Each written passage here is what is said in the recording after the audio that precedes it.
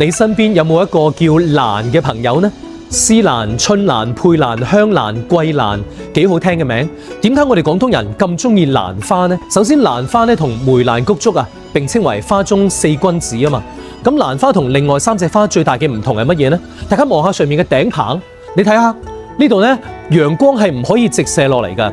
如果蘭花俾陽光直射嘅話呢，佢啲花葉就會被灼傷，啲水分蒸乾晒，佢就會畸形㗎啦。所以最靚嘅蘭花呢，一定喺樹影婆娑或者深山幽谷裏邊開得最靚嘅。嗱，蘭花嘅品質呢，就好似人嘅品質一樣啊。因為蘭花喺深山幽谷裏邊開放，所以好少人去關注佢，同埋好少人去採摘佢嘅。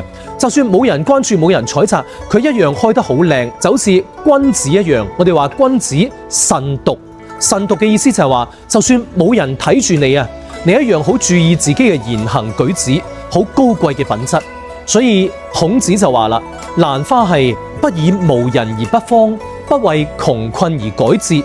咁啊，張九齡就話蘭葉春葳蕤，桂華秋皎潔。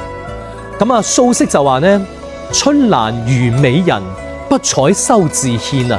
連《三國演義》裏邊，劉備、關羽、張飛佢哋3個桃園結義，叫做義結金蘭，即係結拜兄弟嘅品質，好似蘭花一樣高貴。廣州人有句說話叫做唔行花街唔算過年啊。咁啊，過年行花街梗要買年花啦。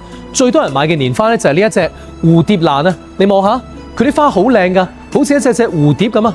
咁啊，蝴蝶係識飛噶嘛。如果你買咗蝴蝶蘭花屋企咧，即係話幸福啊，好似蝴蝶咁飛到你屋企啊！嗱，你知唔知香港最出名嘅酒吧街咧叫蘭桂坊啊嘛？因為有咗蘭花同桂花做名，都令到呢條街咧特別有東方韻味同埋神秘感嘅。蘭花仲係中國傳統文化嘅縮影嚟㗎，因為儒家尚正氣，道家尚清氣，佛家咧尚和氣。咁啊，蘭花咧佢係神清、氣清、色清、韻清，啱好符合咗儒道釋3家嘅正清和之氣。